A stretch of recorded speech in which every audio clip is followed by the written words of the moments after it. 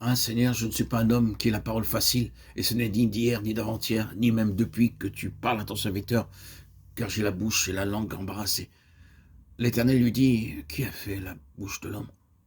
Et qui rend muet ou sourd, voyant ou aveugle? N'est-ce pas moi, l'Éternel? Va donc, je serai avec ta bouche, et je t'enseignerai ce que tu auras à dire. Exode 4, 10 à 12. Pourquoi le Seigneur nous a-t-il choisis? Parce qu'il a un droit sur nous. Il est mon Créateur, il est le Dieu puissant, le Dieu vivant. Il sait que lorsque nous nous livrons nous-mêmes à lui pour lui obéir et le suivre, nous connaîtrons plus pleinement la puissance par laquelle il œuvre en nous et à travers nous. Tous ceux qui siégeaient au Sanhédrin, ayant fixé les regards sur Étienne, son visage leur parut comme celui d'un ange. Acte 6, 15. Étienne était un homme ordinaire, duquel nous ne savons rien. Il apparaît soudain sur la scène, et ce vase élu s'occupe de simples tâches accomplissant un service ordinaire en faveur des pauvres et des veuves, sans attendre une récompense. Cependant, tous les hommes virent qu'en fait, il n'était pas une personne ordinaire. Son désir était de plaire à Dieu, et sa vie était victorieuse. Parce qu'il a choisi d'obéir à Dieu, il était rempli du Saint-Esprit, de sagesse, de foi et de puissance. C'est le privilège de ceux qui sont choisis par lui. Si vous avez dans votre cœur le désir de faire la volonté de Dieu, attendez-vous à Dieu et vous verrez qu'à sa façon, il vous donnera ce que votre cœur désire.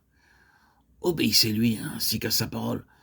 Recevez la parole dans votre cœur et vous verrez se manifester dans votre vie les vertus que vous attendiez. Vous deviendrez le vase élu de Dieu selon son dessein. Dans Actes 6, 13 à 15, nous voyons comment les chefs du peuple levèrent de faux témoins contre Étienne. Puis des anciens et des scribes enflammés de colère se saisirent d'Étienne, le menèrent devant le Sanhédrin et l'accusèrent.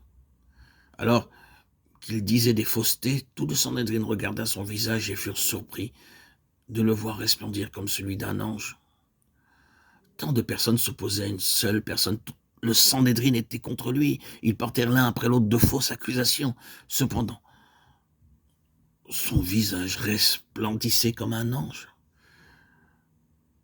Quelle merveille! Quel témoignage! Son visage resplendissait comme un ange. Il rayonnait. Il brillait encore plus dans ce temps de persécution.